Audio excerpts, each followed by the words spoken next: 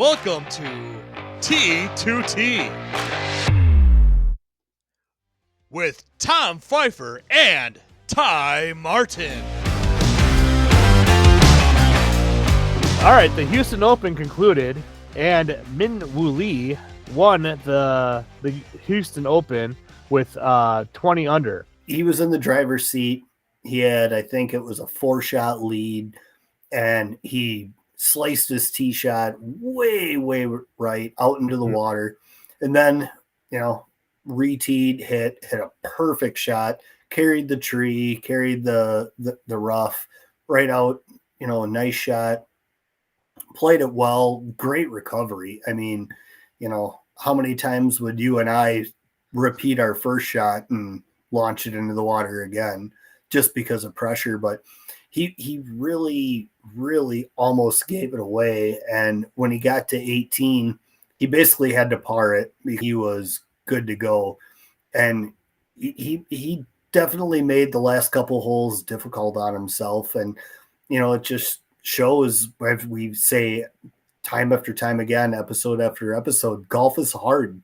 And, watching these pros that get paid millions of dollars, how hard the game actually is.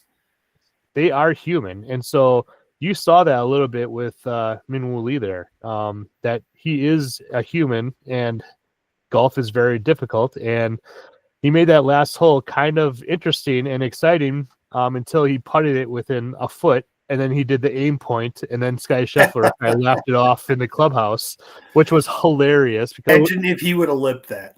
No one would be using aim point then. And then it would have been a 3-person playoff. I mean, seriously, imagine if he missed that.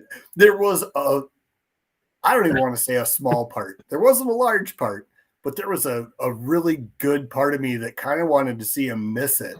I mean, I loved the humor in it, and everybody laughed. There was no, digression on it. People weren't mad about it. It was, but imagine if he missed that. Yeah, it wasn't malicious or anything like that. I think he was a little nervous, so that kind of slowed down the whole thing. And then, that's actually a really good point. Kind of just try to take the pressure off a little bit, slow down, just kind of, I mean, I don't even know how many 1-foot putts that I've walked up going, oh, I'm going to make it. And oh shit, I lipped it out. Yeah. Well, usually if you had really good friends, they would give that to you, right? That's a gimme, right? So you wouldn't give it to me. I'm not a friend of yours. But no, talking about pressure and things like that. Now I have nowhere near the pressure that he had in that putt, but I've played tournaments where, you have like a 2-footer, 3-footer, or even a 1-footer, and you have to putt it out. And, I was going down to the stretch and the 18th hole, and this putt meant either my team won or we tied the other team, and we would either, split the point or we would win the whole point, right? So it was kind of like a Ryder Cup thing. And I remember my knees were kind of shaking a little bit. It was a 2-footer. I still made it, but I mean, I was like, I had to step away for a second, gather myself again, and then go through my routine one more time. I had to reset, and I think that's what he was doing with his aim point. So you bring up an interesting point, and this wasn't really on our topic list to talk about tonight, where, would you give that putt to someone? And where, I digress, but, where, if you're golfing with, say you and I are golfing and you're giving me a 2-foot putt saying, oh, that's fine. Oh, that's fine. Oh, that's fine. But it comes down to the 18th hole and say it's a 2-foot putt and you've been giving me those all day. And I say, is it good? And you say, no, you got to make it. I've seen that a lot of times on the course, and people get even, best of friends get really mad at each other and be like, you gave me that all day. And the other guy will say, well, this is for the win, so you have to make it. Yeah. I mean, what that? Because I've seen that numerous times. I've even played in outings where guys will be like, oh, no, that's fine. Don't worry about it. You're good. You're within a foot or 2 foot or whatever. But then when it comes down to the money putt, you got to make it. So, I So mean, what's your take on that? Yeah, so there is actually a strategy to it. So believe it or not, so like in match play, you can do gimmies. So if you ever watched the Ryder Cup, sometimes the professionals, like the European team, will give the Americans putt after putt after putt after putt. But then when it comes down to it, then now they have to make that putt. So the confidence level becomes a lot lower at the end. Okay. Especially when you've been giving putts all day, and then all of a sudden you're like, oh, you gotta start making them now. That confidence is like, well, shit, now I have to I have to make this putt. So your confidence gets low. So imagine if the European team didn't give putts and the American team was just making every single putt. Well, at the end of the round, okay, you have to make that putt. Well, I've been making them all day. Like your confidence level is so high. So there is a little strategy to there. If you get within 2 foot and I give it to you every time, and then on 18, I say, nope, Tom, you got to make it. Well, see, okay, so I was just talking about strategy in like a legit, like, competitive round. Now, are you talking about a competitive round, or are you talking about just friends being friends? Because I wouldn't give it friends being friends. If you've been giving me 2 footers for 16 holes and we get to the 18th hole and you tell me I'd be like, no, screw you. I wouldn't do that to you, especially you, because you make it every 2-footer. I know. So no, you mean I 2-putt from every 2-footer? Yeah, that's what I meant. You got to get it right. Come on, Tom. But I mean, it's just how, because I've seen it. Golfing, I golf a lot by myself, and I'll get paired up with 2 guys that'll be playing very competitive against each other. And I remember, this was probably 2020. I was playing around and I didn't realize that these 2 guys had money against each other. And I walked up and I said, that's good. And the other guy looked at me and goes, no, he's got to putt that. I'm not giving it to him. And I was like, oh crap. I didn't realize that they were gambling. Yeah. They were playing for money. So, I mean, it kind of, like, where do you draw the line? I mean, if you give somebody the same putt for 8, 9, 10, 4, however many holes. Yeah. So whenever I think you have to stay with consistency and be like, hey, I gave it to you for so long, I'm giving it to you now. Yeah, I mean, for like a friend to friend, I would definitely give everything. If you're really playing for like money or some kind of trophy or something at the end, then I'm going to make you put basically everything unless it's like a tap in. And I play with friends all the time. I've missed a couple of tap-ins in my life. Well, I know you're not like an Ernie Els or a DJ Sting or something like that, right? But there might have been a couple vodka tonics included in that. So whatever. Yeah, you have to aim at the middle hole, not the side. But I mean, I've seen it too on the course. Again, if it's a competitive round, I'm making you putt it anyways. And all tournaments I've played in, you have to putt out no matter what. There are no gimmies. And whenever I'm like paired up with someone or like a group of friends, like I'm like the fourth person, like I'm a single, like you said, and then there's like 3 guys playing, and I get matched up with these guys for a foursome. On the first hole, I would ask them before even giving them any putts. I'd be like, hey, are you guys playing for anything? If not, then I'd be like, oh, well, that for me, that's a gimme for me, so if you want to take it, you can, but it's up to you, you guys, right, if you want to give your buddy that one. And then I'll make some kind of smart aleck comment on the next hole. Well, if you're my friend, that's good, like, so then they all chuckle like, stuff like that. But I mean, I have no say when I'm paired up with someone if that's good or not. If they want to put out everything, then they're putting out everything. But between buddies that I play with, we usually, we know each other and how well we putt. And I have a friend where he's like, hey, I have to putt out everything because I suck at 3-footers and less.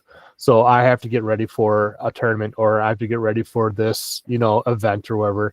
And so he'll putt everything out.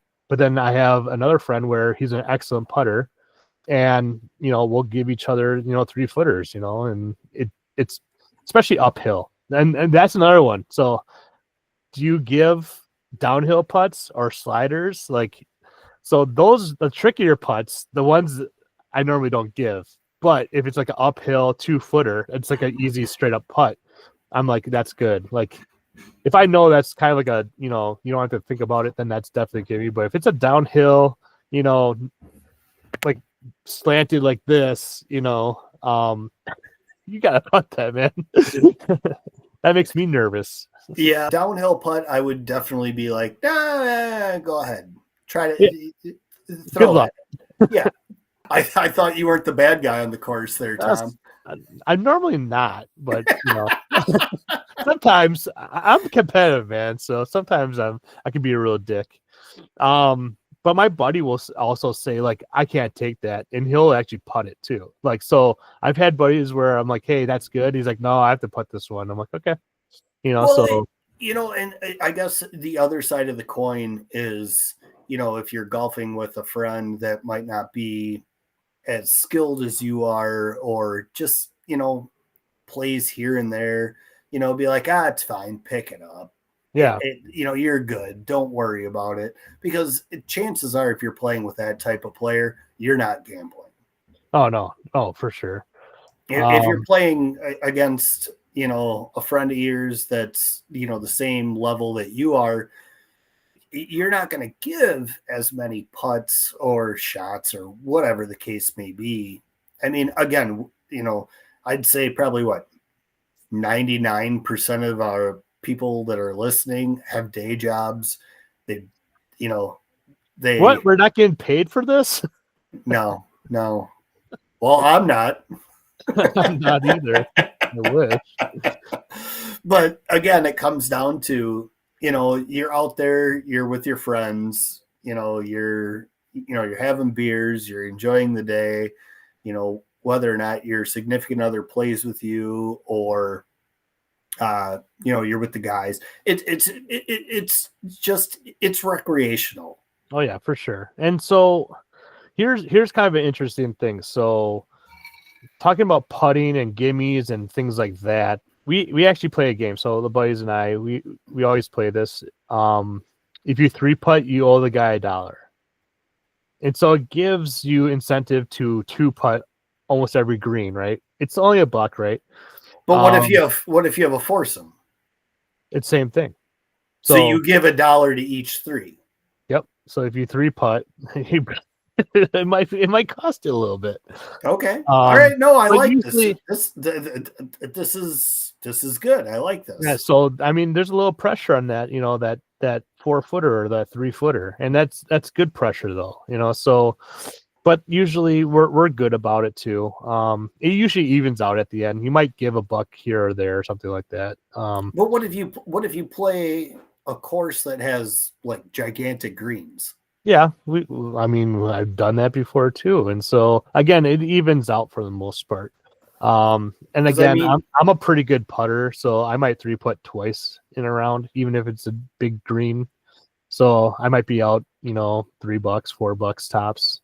Because again, the players that you're playing against are usually the same skill level, and so they'll probably 3-putt at least once. So that's $1 to you, and then you got 3 other people that can 3-putt as well. So do you have other parameters or guidelines? Nope. Like if I hit it in the water, I owe 50 cents or something like that, or if I hit it in a bunker, I owe a quarter. I mean, it just. So yeah, so with my buddies, we always play birdie par. So every par is $1. So if you get a par, they owe you $1. If you get a birdie, they owe you $2. If you get an eagle, they owe you $4, and then a hole in one is like $20 or something like that. I do recall that we talked about in our first episode, we don't gamble and exchange money on the golf course. That was a lie. Everyone just Everyone knows that. Come I've on. been waiting to call you Wink, out for that one the whole time. I've been waiting. I was like, there's going to be a time he's I going to know. say something. I didn't know it was going to be episode 4 that we're going to be talking about gambling, but the thing is that it rewards you for the par birdie, Yeah. and then it hurts you. It's a negative thing if you 3-putt. So it's a good incentive throughout the round when you're playing with your buddies. You know, hey, I don't want a 3-putt, man, but I want to make a lot of birdies and pars. You know, and I might pay for the round, and Right. it'll be a free round to me. But again, the players that I'm playing with, we normally even out. It's like I may lose $5 or I may gain $10 tops. You know, like it's nothing like, oh, I just won $1,000 on the golf course, honey. Let's get the champagne and the steaks out. You know, like no, it's like, hey, I had a So good. apparently Milwaukee golf is superior to Madison golf. Of course.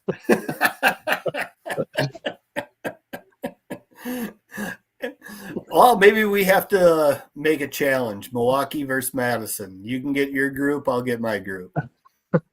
Sure. But yeah, I mean, do you have any games or anything like that? I have one buddy, my buddy Big Mike. We have an ongoing joke where closest to the pin for $1 million. And I think I owed him like $13 million at one point. And I think it's chipped down to where we're at like 500,000, but it's just hypothetical money. And then it's just basically one buys around, the other will buy around. And, you know, it's just the ongoing, you know, monopoly money, so to speak. Yeah. Okay. But other than that, no, I mean, I suggest doing that 3-putt though. The 3-putt like dollar. That's a good one. That makes you really focus on your putting. And it feels, you know, you have a little bit of, you know, nerves when you're, you know, 2-putting from 3 feet. You know, you're like, oh shoot, if I miss this, it's $1. You know, like it's not a whole lot of money, but it gives you a little bit more of a, you know, anxiety a little bit. You know, yeah, no, I like it. Focus. It's this conversation has sparked a few thoughts for when the guys get together and we golf and what we can do just for, you know, a couple of bucks and, you know, just whatever. Yeah, the first tee we always say birdie par 3, you know, and they're like, yep, okay. You know, so you just make sure that everyone knows that we're doing birdie par and 3-putt. So yeah, no, I like it. I think I would add. It's not like always either. It's just, you know. I think I would add 50 cents if you hit it in the water, 25 cents if you hit it in a bunker. It's pretty minuscule. Yeah, I guess. It's just then you have to think of everything and then write it down. Well, I mean, it's a lot easier to look at the, you know, the pars and the birdies, and then the 3-putt, you know, I only do it like once or twice. So you're kind of playing Stableford in a way. Well, Stableford in a way. Yeah, in a way. Yeah, you can do a point system too. We can do that too. I mean, I've done that before as well. So like each point's $1. So when you do this, do you guys all play the same tee boxes? Yeah, we're all fairly similar. Our handicaps are pretty close to each other. So single handicap. If you had, say, there's 4 of you, and one is definitely less experienced or, you know, less distance, you know, would you allow them to play a different tee box? Yeah. So we actually do have two buddies that will actually play the up tees, and we will play the back tees for the most part. And you know, there are some guides or guidelines for distances. And some say like if you hit a certain club, a certain distance, you should play from here, or, you know, play from, you know, certain yardages and things like that. And I believe that is true. Have you ever played the Bowl in Sheboygan Falls? I have not. It's probably the hardest course in the state. Yeah, it's harder than Whistling Straits or any other course. Okay. The course, the first 3 holes, it's kind of like, oh, this is an easy course because it's wide open. and the greens aren't terrible. They are elevated, but you can get to them pretty well. And they are guarded with bunkers here and there, but for the most part, it's pretty straightforward. After the third hole, though, the par 5 and the par 4, their signature ravine hole. Then it gets a little bit dicey. You're more target golf. The course, you can start to see its teeth a little bit. If you're not hitting it straight, man, all of a sudden you get those doubles and triples going, and it's hard to get those pars going after that. But yeah, it's one of those courses where you can definitely fall off. But I digress. But anyway, so the course, the bowl, if you don't play the tees that are recommended, it's going to be a long day for you.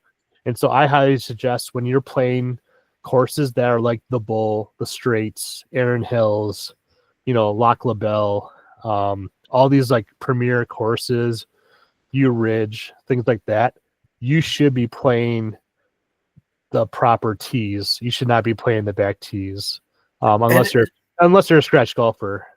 Then go ahead and play the back tees and feel miserable throughout the whole round and not have fun. And I'm a pretty good golfer, and I wouldn't recommend playing the tips on any of those courses. I want to have fun. I pay enough money to play those courses. Correct. And if I'm not having fun with the buddies, it's not that much fun. Now, if I'm playing in a tournament, then obviously I play where they tell me to play. But and as we talked a little bit before this episode,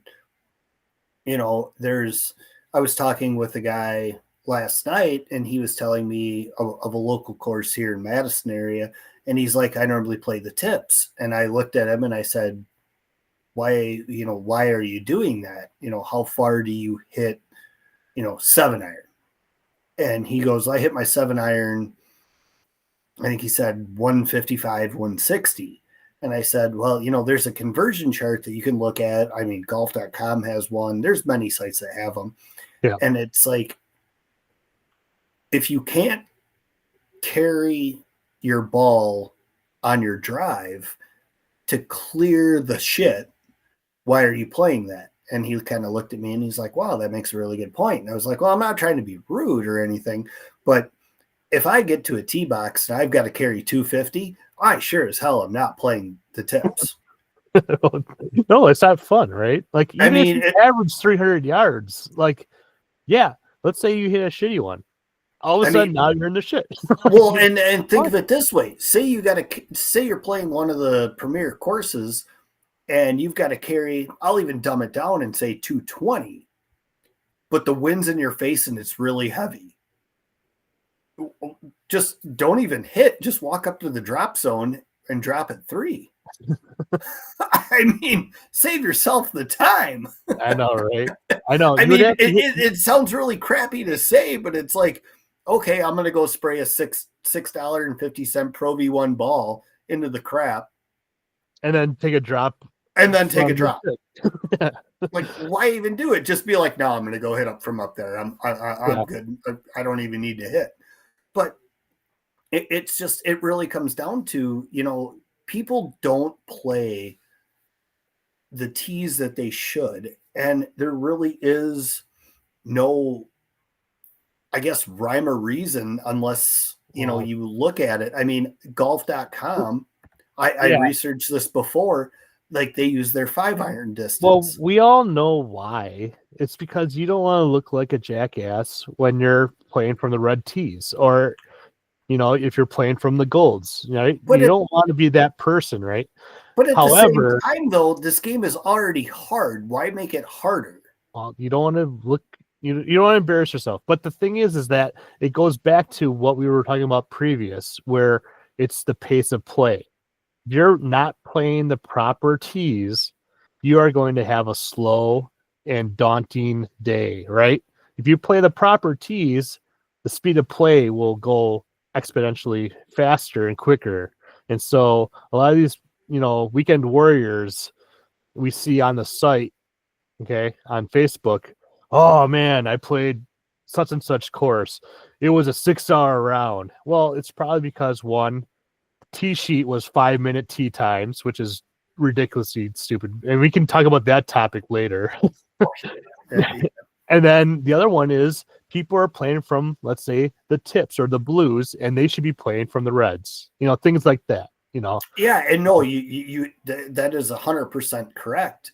I mean, I've even gotten like Lindsay plays the red tees, and she's progressed so much in the last year and a half, 2 years, that some courses I put her on the golds because she hits the ball a lot better. She's more consistent. Now, other shots that she struggles with, but she hits the ball much better off the tee. And I challenged her with that, and she's done very well with it. If we get to hole one and I say, hey, why don't you play the whites? And if she struggles, I'll be like, don't worry about it.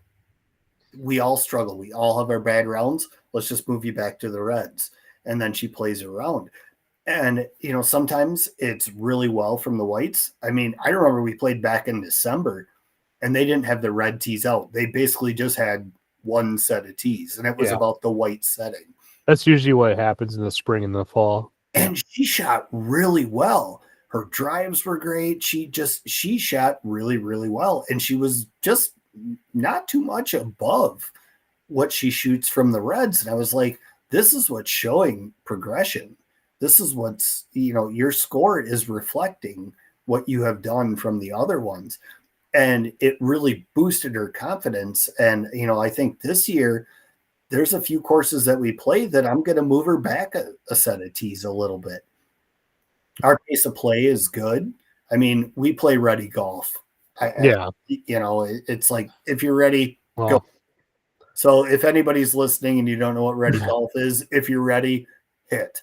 Just, be cognizant of the other golfers that are in your group. Well, there's a lot of weekend warriors too that don't know the etiquette of cart golf either. So like I'll see it where his buddy sprays it right and he sprays it left. They'll go to his buddy's ball. That one guy that hit it left will sit in the cart watching his buddy hit, the right side ball. And then the buddy is done, puts his club in the bag, and then he'll go drive to his ball. Then he'll hit. And it's like, well, dude, drop your buddy off, go to your ball, have your buddy hit, then you hit, and then you guys meet in the middle of the fairway. Right. And then you guys drive off to your ball. And that's perfectly correct. That 10, 15 seconds of, waiting, adds up. Over time, it adds up at the end of the round. And it might be like 20, 30 minutes, at the end. Yeah. So, but that's stuff, if you and I are golfing and you lace yours down the middle of the fairway and I hit mine over the right and I got to go look, I'll drive the cart up, drop you off, shoot your yardage, grab your club. I'll go look for my ball. You hit yours. I'll go to mine, come back, pick you up, and away we go. Yeah, exactly. But you're right. The weekend warriors, and it kind of is a bad term to say the weekend warriors. I mean, just not your average golfer. The ones that hey, let's just drink some beers and have some fun, which I'm all for. 100%, I'm all for. But I don't want to be the etiquette police. I'm not that guy either. No, I'm with you. But there is like certain it's like the respect of the other groups. Like, hey, I get it. You're learning how to play golf and things like that. But if you're spending 15 to 20 minutes plus on a hole, you got to pick up your game, man. So here's you a have question to know for that you. Hey, it's time to get some ready golf going. So according to golf.com, your 5-iron distance should be your ideal course yardage. Okay. And I don't know about you, but I hit my 5-iron and it will change from golfer to golfer, from club to club. Mine are a little stronger lofted. So I hit mine 190 to 200. That's my 5-iron. Okay. So according to golf.com, a 195 iron, you should be playing around 6,800 yards. Yeah. And what do you hit? What do I you hit hit my your 5-iron? So my 5-iron's like around 180, 185. Now, Okay. like with roll, if you're talking about roll, probably like more like 190. But on like in the air, it's about 180. So So now it doesn't say carry plus roll. It's yeah, just okay. 5-iron distance. Okay, so I would say 190 then with roll. Then I mean, 190, you're looking the same as me, which is 6,800. yeah, But it is a significant difference because a 5-iron distance of 180 yards is just short of 6,500. So yeah, that's a 300-yard difference. Now, if you hit your 5-iron 200 yards, it says 7,200. So there is about a 300-yard gap ish between 200, 190, 180, 170, and so forth. You see where I'm going with this. yeah, exactly. Now, I don't know how much I could trust this. Yeah, Because, I mean, I know people hit their irons a lot farther than they hit their woods and their driver and vice versa. So, yeah, I mean, I've always kind of gauged on what a 7-iron is. And the numbers are pretty close. mm-hmm. Because, Well, for me, in my opinion, the 7-iron is your most versatile club in your bag. okay. Yeah, well, like for me, my buddies and I, we love playing at like 6,800, 6,700. I'm willing to go to 7,000 because I'm really good off the tee. I average about 280 off the tee with my driver, and then you can get the 300 once in a while. If I'm hitting the ball in the summertime with wind, then that average goes way up. If it's cold spring or cold fall, then it goes down. Obviously you fluctuate throughout the season as well. Yeah. But our bread and butter is like around 6,800, 67. And we feel comfortable with that, and we score pretty decent, so. So when we do our outing at Washington County, Of course, you bring this up. Jeez. Yeah, I'm going to make you look it up. So what's the yardage from the blue tees at Washington County? I can tell you're looking it up right now. I'm looking it up right now. I'm guessing it's like 67-ish. I was going to say 65, 64. I think the blues is like 67, and then I think the whites is like 65, 64. Let's see here. I'm looking it up. Washington County Golf Course. Well, it says the blacks 7,000, and I don't think they even have blacks. So 66. So 6,600 is from the blues, and that's what we usually play. So 66, so close to 67, and then the whites are about probably 62, 63. So there's not a big difference between the whites and the blues. No. And the thing is that something that to think about, and some courses actually do this, especially like more premier courses.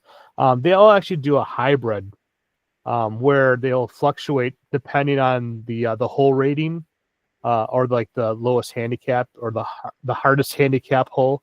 Instead of playing from the blues, they'll make you play from the whites, and then like an easier hole, then you'll be playing from the blues. So it's more of a hybrid tee scenario. And I think that probably is the best for everyone involved, especially if you're playing with someone that has a really high handicap and a really low handicap.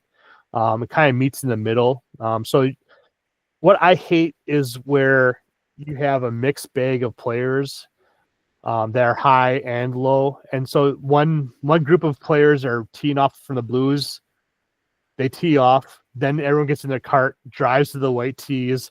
Then those two people tee off, and then you drive off and get your balls. It just wastes time for me, I think.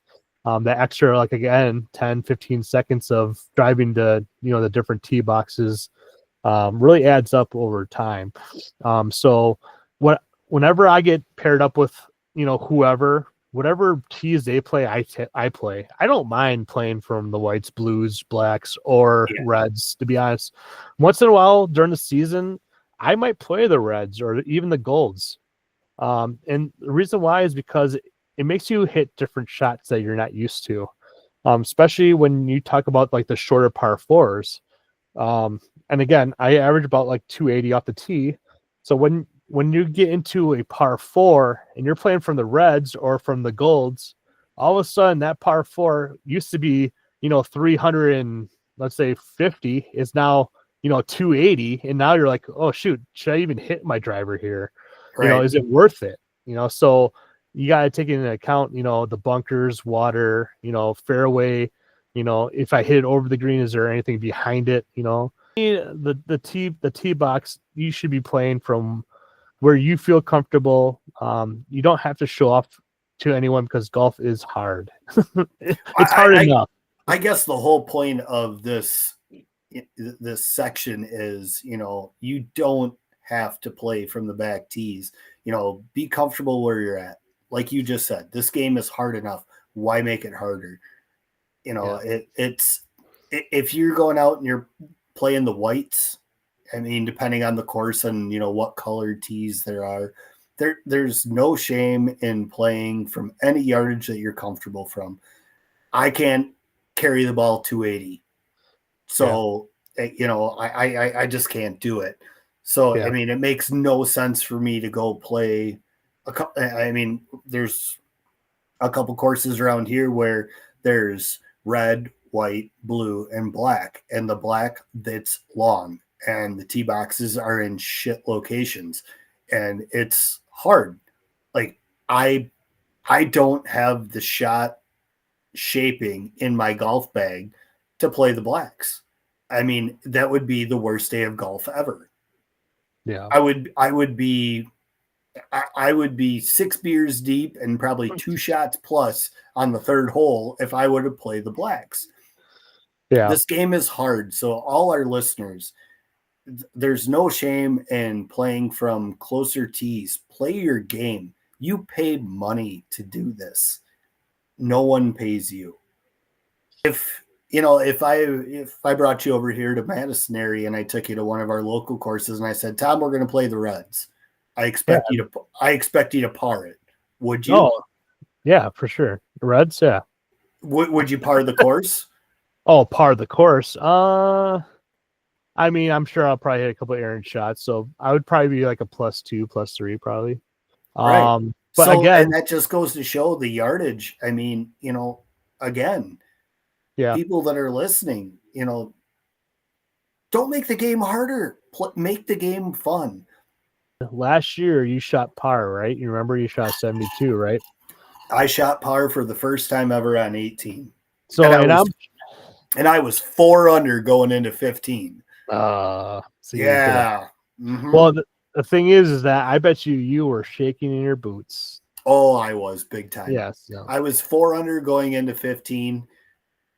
I double bogeyed 15. I parred 16. I double bogeyed 17, and 18 was a par 3. And I'm like, all I have to do, put it on the green. Just put it on the green. Yep. I might be a little off on the previous 3 holes, but I know it was a double, a par, and a double.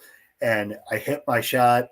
I had a longer putt, got it just right next to the hole. It almost dropped for birdie, but it was going, and I had a tap in par for even on 18. But I'll tell you, 15, 16, 17, 18, I was shaking like a leaf on a tree in the middle of a hurricane. Brings me back to your point where playing the Reds will actually train you to shoot low. So again, like I said, I'd probably shoot like a +2 or +3 from the Reds just because, an errant shot, Right. However, if I play the Reds on that course more and more, I would probably shoot even par more often. And so then you get your mind, your confidence going so that when you do play from the whites or the blues and you're in that position of shooting par or even lower, you're not feeling that hurricane coming on, and you are used to that feeling of, oh, it's just another, I'm just playing the Reds, Right. So the distance is a little bit different, but the feeling isn't different. you are going to be shooting par or better. And so you have that same feeling over and over again, and you get used to that feeling. And so these pros, when you look at Lee putting that last one, he's used to putting that putt. I know it's for the win, obviously, but Right. he's been in that position many times over. And so that to him was a pretty easy putt. Now, him putting on the fringe to get to that point was probably nerve-wracking as hell, because he's probably never was in that position before, putting 50 plus feet on the fringe to the hole downhill. However, he pulled it off, and then he made that putt for par to win the tournament. And so when you're always in that position, you get the experience, and so that you then are not freaking out, your anxiety isn't very high. So I highly suggest people that are wanting to shoot par or better, once in a while, go out there and play for the Reds and see if you can actually shoot par. I think it's actually kind of fun. It's actually kind of fun. You watch Breaking 50, with Bryson, they shoot from the Reds, Actually, I think next time that Lindsay and I go out, I'm just going to play the Reds with her and just see how low you can go. Play the course that we normally play. Yeah. Instead of a new course or a newer course, but play the course that we normally play. And I'm going to play from the Reds and just kind of see what happens. And now if you shoot higher than what you're used to, that'll be hilarious. So I'm going to shoot higher than normal. Got it. I'm just saying, though, is that, obviously you should suspect that you shoot probably a couple of strokes lower than what you normally shoot. If you're playing up, because that 50-yard, advantage, you're hitting different clubs and you're 50 yards closer to the hole, so that it makes it a little bit easier. You're not hitting a 5-iron, you're hitting more like an 8-iron into the green, stuff like that. Yeah. Well, so one of the holes that's on the course that we play frequently, from the men's, it's like 330, and the women's it's 85. And exactly. it's actually considered a par 3. Yeah. And so, your dispersion rate is a lot narrower when you're hitting an 8-iron compared to a 5-iron. So your accuracy goes up, and when your accuracy goes up, you'll shoot lower. So yeah. Well, the reason for that big yardage gap is because of a big marsh. Okay. That protects the game. You don't have to carry it. Yeah. It's basically like you got to hit 180 to get to the front of the marsh, and then you got to carry 180 plus to get to the green. But they put the women's tees so far up, it's like you can hit over. It's like an 85. It's like they're actually off to the side of the marsh, like halfway up. So it's only like an 85, maybe 90-yard shot. But no, I mean, that's like next time we play there, I might actually give that a go and record that and see what happens, and we can definitely discuss it. Let's talk about the Valero Open. Yes. It's this weekend. It's in San Antonio, Oaks course. Let's see here. It looks like the noble favorite. So the favorite is Tommy Fleetwood with 14-1 odds. Again, we don't bet. So yeah, no, we don't bet. We went over that in episode 1. We don't bet. Exactly. Corey Connors, second favorite. Patrick Cantley, Hideki Matsuyama, Jordan Spieth, and that will round that up for the top 5 favorites. Let's see here. There is Ludwig Oberg. Looks like he's playing in this as well, so I wouldn't count him out as well. He is. I was watching Golf Channel earlier. He was warming up with Spieth. Okay. He was warming up with Spieth. Yeah, Jordan Spieth is playing as well. So is Ricky Fowler, looks like. So, I mean, all those names, I mean, anyone on that list can win it.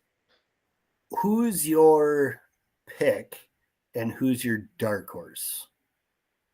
Well, I mean, I love Oberg, to be honest, but it also favorites Tommy Fleetwood. I always love Tommy Fleetwood because, my name's Tom, so Tommy, Fleetwood. I love Tommy Fleetwood's swing, man. I love that swing. But I'm actually going to go. Jordan Spieth has been coming on a little bit. I'm going to pick. I gotta go with Olberg. Olberg is just a beast right now. He's for your he's winner. number 5. Yeah, Olberg is gonna be my winner here. He's number 5 in the world. He's the highest ranked player in the field. You had to go with that. Dark right. horse. Dark horse. I'm gonna go with Matsuyama. He's just very consistent. And I just love his. I love his ball striking. It's ridiculous. I was gonna say Aberg as well. Mm-hmm. Yep. But since you took him, I'm gonna actually take Max Homa. Okay. And then my dark horse is Keegan Bradley. That's right. And I'm taking Olberg and Matsuyama as my dark horse, even though he's in the top 5. That's gonna be that's fine. All right, man. All right. Well, hey, good episode, good chatting. Let's maybe revisit this weekend or early next week for episode 5.